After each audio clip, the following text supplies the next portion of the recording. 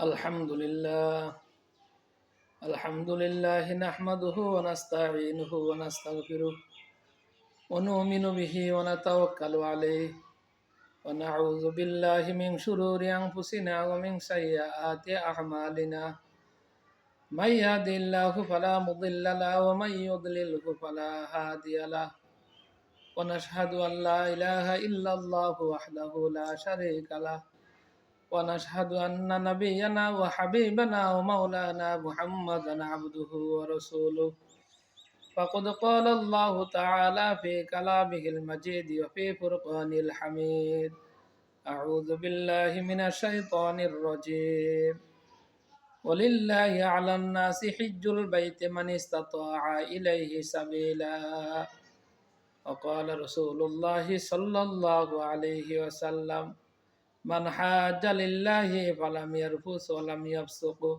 رجع كيوم ولدته أمه أو كما قال عليه الصلاة والسلام আলহামদুলিল্লাহ। মহান রব্বুল আলমিনের দরবারে অসংখ্য শুকরিয়া যে আল্লাহ তাআলা মহান রব্বুল আলমিন হজ সম্পর্কে কিছু গুরুত্বপূর্ণ আলোচনা বলা এবং শোনার জন্য আল্লাহ তৌফিক দান করলেন। এই জন্য শুকরিয়া আদায় করি, বলি আলহামদুলিল্লাহ। হজ মহান রব্বুল আলমিনের একটি ফরজ বিধান। নামাজ যেমন ফরজ, রোজা যেমন ফরজ, কালিমা যেমন ফরজ, যাকাত যেমন ফরজ। আল্লাহ রব্বুল আলমিন যদি ধনাঢ্য ব্যক্তি আপনাকে আমাকে বানিয়ে থাকেন, লক্ষ লক্ষ টাকার মালিক মহান রব্বুল আলমিন যদি আপনাকে বানান, কাবা শরীফে গিয়ে আবার হজ করিয়া আবার বাড়িতে আসার মতো এই সমর্থন যদি আল্লাহ তাআলা আপনাকে আমাকে দিয়ে থাকেন, তাহলে এমন প্রত্যেক মুসলিম নরনারীর উপরে মহান রব্বুল আলমিন হজের মাসে আল্লাহ তাআলা হজ করাকে আল্লাহ ফরজ করে দিয়েছেন। জীবনে একবার হজ করা প্রত্যেকটি মুসলমানের উপরে ফরজ। যাদের উপরে সমর্থবান আছে, যারা নেশাব পরিমাণ মালের মালিক আছে, ওই ব্যক্তিদের উপরে হজের মাসে হজ করা আল্লাহ তাআলা ফরজ করে দিয়েছেন। এই জন্য আমরা প্রত্যেক মুসলিম ভাই ও বোনেরা কাবা শরীফে গিয়ে কাবা শরীফের বরকত, মহান রব্বুল আলমিনের সান্নিধ্য লাভ এবং হজরে আসওয়াদ চুম্বন করা, তোয়াফ করা, আরাফার ময়দানে অবস্থান করা, মুজদালিফায় অবস্থান করা, সফা মারওয়া সাই করা এবং মদিনাতুল মুনাওয়ারা রাসূল পাক সাল্লাল্লাহু আলাইহি ওয়াসাল্লামের রওজা মুবারক জিয়ারত করার জন্য আল্লাহ সকলকে তৌফিক দান করে। সকলে বলে আমিন। ভাইয়েরা আমার, কোরআনুল কারীমের ভিতরে সূরাতুল আলে ইমরানে মহান রব্বুল আলামিন 4টি পারার মধ্যখানের লাইনে, 4টি পারার প্রথম পৃষ্ঠার মাঝখানের লাইনে আল্লাহ পাক আপনাকে আমাকে ঘোষণা করে দিয়েছেন, ওয়ালিল্লাহি আলান নাসি হিজ্জুল বাইতি মান ইসতাতা ইলাইহি সাবিলা। আল্লাহ পাক বলেন, যাদের উপরে আমি সমর্থবান, যাদেরকে আমি বানিয়েছি কাবা শরীফে গিয়ে হজ করিয়া আবার আসার মতো সেই তৌফিক যদি আমি আল্লাহ কারোকে দান করি, ওই ব্যক্তির উপরে হজের মাসে হজ করা তার উপরে আল্লাহ ফরজ করে দিয়েছেন। সুবহানাল্লাহ। ভাইয়েরা আমার, বন্ধুরা, হজ করলে কি লাভ হবে? আল্লাহ পাকের নবী হযরত আবি হুরায়রা রাদিয়াল্লাহু তাআলা আনহু থেকে বুখারী, মুসলিম এবং মিশকাত শরীফের ভিতরে একটি হাদিস নবীজি বর্ণনা করেন। আল্লাহ রসুল বলেন, মান হাজ্জা লিল্লাহি ফালাম ইয়ারফুস ওয়ালাম ইয়াফসুক রাজা কা ইয়াউমিন ওয়ালাদাতুহু উম্মুহু। আল্লাহ পাকের নবী বলেন, যে ব্যক্তির উপরে আল্লাহ হজকে ফরজ করে দিয়েছেন, ওই ব্যক্তি যদি হজে যাইয়া কোনো অন্যায় অমূলক কাজ যদি না করে, অশ্লীল কাজ, বেহাইয়াপনা, বেলালাপনা কাজ যদি সে না করে, অশ্লীল কথাবার্তা যদি না বলে এবং হজগুলো যদি সুন্দরভাবে যথাযথভাবে যদি আদায় করে, হজের রুকুনগুলো, আহকামগুলো যদি সুন্দরভাবে সে আদায় করতে পারে, মহান রব্বুল আলমিনের নবী বলেন, এই ব্যক্তি গুনাহ থেকে এমনভাবে পবিত্র হয়, মায়ের গর্ভ থেকে ভূমিষ্ঠ হওয়ার পরে যেমন নিষ্পাপ মাসুম, মহান রব্বুল আলমিন সেই বান্দাবান্দিকেও সেইভাবে নিষ্পাপ মাসুম করিয়া দেয়। সুবহানাল্লাহ। আল্লাহ পাকের নবী হযরত আবি হুরায়রা রাদিয়াল্লাহু তাআলা আনহু থেকে আরেকটি হাদিসে নবীজি বর্ণনা করেন, আল উমরাতু ইলাল উমরাতি কাফারাতুন লিমা বাইনাহুমা আল হাজ্জুল মাবরুরু লাইসা লাহুমা জাযাউন ইল্লাল জান্নাহ। হযরত আবি হুরায়রা রাদিয়াল্লাহু তাআলা আনহু থেকে মিশকাত শরীফে, তিরমিজি শরীফের ভিতরে হাদিস বর্ণিত হয়েছে, নবীজি বলেন, যে ব্যক্তি এক উমরার পরে আরেক উমরা করে মাঝখানে যত গুনাহ হয় সমস্ত গুনাহগুলো আল্লাহ তাআলা তাকে মোচন করিয়া দিবে। সুবহানাল্লাহ।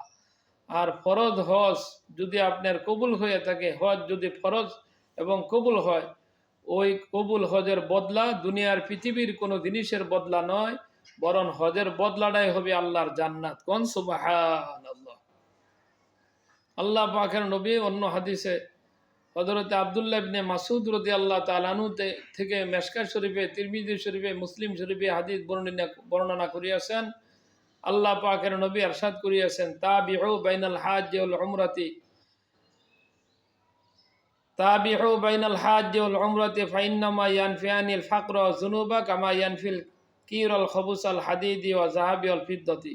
আল্লাহ পাকের নবী বলেন, তোমরা হজ করো এবং উমরা করো, পাশাপাশি হজের সাথে উমরা করো, করলে পরে হজ এবং উমরা দুটোটার কারণে মহান রব্বুল আলামিন মানুষের সমস্ত গুনাহগুলো মোচন করিয়া দেন এবং দরিদ্রতাকে থেকে আল্লাহ রব্বুল আলামিন তাকে ধনাঢ্য ব্যক্তিতে আল্লাহ পরিণত করিয়া দেন। সুবহানাল্লাহ। গুনাহগুলো এমনভাবে মোচন করেন, লোহা হাপুর থেকে, স্বর্ণরূপা থেকে যেমনভাবে হাপুর দিয়া আঘাত করার কারণে যেমনভাবে মানুষের গুনাহগুলো এবং জংগুলো, মূর্ছাগুলো লোহা থেকে পড়িয়া যায়, ঠিক সেইভাবে মানুষের গুনাহগুলো আল্লাহ তাআলা মোচন করিয়া দিবেন এবং দরিদ্রতা, অভাব অটননকে আল্লাহ দূরীভূত করিয়া দিবেন। সুবহানাল্লাহ। হযরত আবি উমামা রাদিয়াল্লাহু তাআলা আনহু থেকে মেশকাত শরীফে, তিরমিজি শরীফে, বুখারী, মুসলিমে বর্ণনা হয়েছে, আল্লাহ পাকের নবী ইরশাদ করে দিয়েছেন, নবীজি বলেন, মাল্লাম ইয়ামনাহু মিনাল হাজ্জি হাজ্জাতুন যাহিরাতুন ওয়া সুলতানুন জাহিরুন ওয়া মারাদুন হাবিসুন ফামাতা ওয়া লাম ইয়াহুজ্জা ফালিয়ামুত ইনশা ইয়াহুদিয়া ওয়া ইনশা নাসরানিয়া। পৃথিবীর কোনো মুসলমান সেই ব্যক্তি তিনটি প্রয়োজন ব্যতীত কোনোদিনও হজ উমরা থেকে সে বিরত থাকতে পারে না।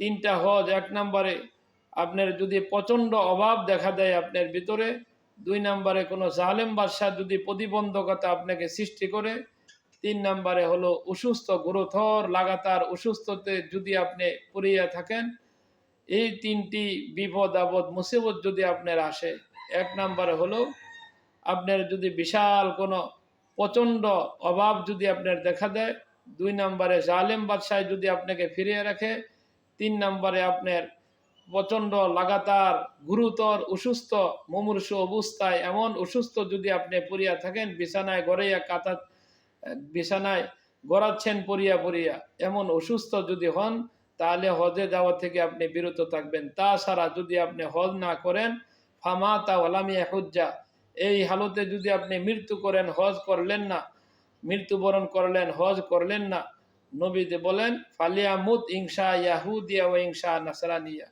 ইহুদি হইয়া মারা যাক, নাসারা হইয়া মারা যাক, খ্রিস্টান হইয়া, বেয়াদিন হইয়া, কাফের হইয়া মারা যান, এটা রাসূলুল্লাহ পাক সাল্লাল্লাহু আলাইহি ওয়াসাল্লামের জন্য কোনো আসে যায় না। নাউযুবিল্লাহ। এই জন্য প্রত্যেকটি মুসলমান ভাই বোনের জন্য আবশ্যক হলো, হজের মাসে যদি টাকার মালিক, পয়সার মালিক আল্লাহ তাআলা আপনাকে বানিয়ে থাকে, আপনি হজ করিয়ে নেওয়া।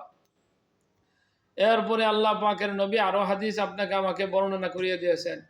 হযরত আব্দুল্লাহ ইবনে ওমর রাদিয়াল্লাহু তাআলা আনহু বলেন, ইদা লাকিতাল হাজ্জা ফাসাল্লিম আলাইহি ওয়াসাফিহু ওয়ামুরহু আইয়াস্তাগফির লাকা ক্বাবলা আইয়াদখুলা বাইতাহু ফাইন্নাহু মাগফুরুন লাহু।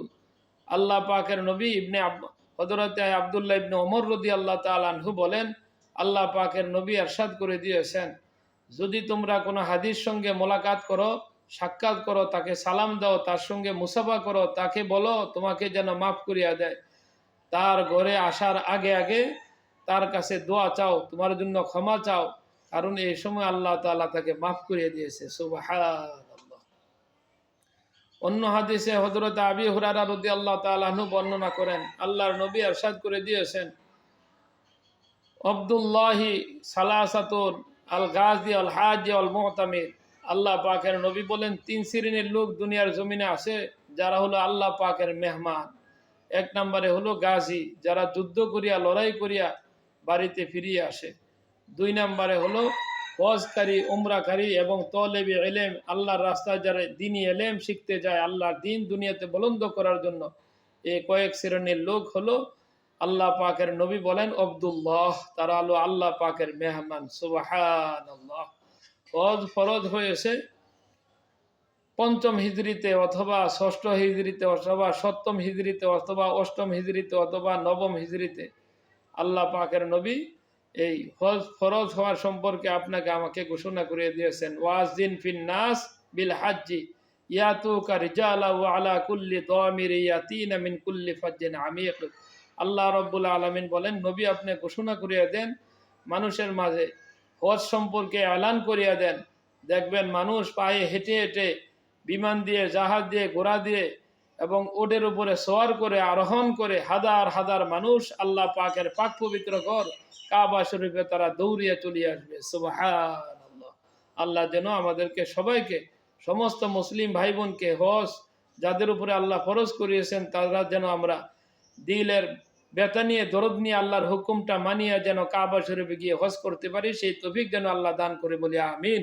ওয়া আখির দাওয়ানা আনিল হামদুলিল্লাহি রাব্বিল আলামিন। আসসালামু আলাইকুম ওয়া রাহমাতুল্লাহ।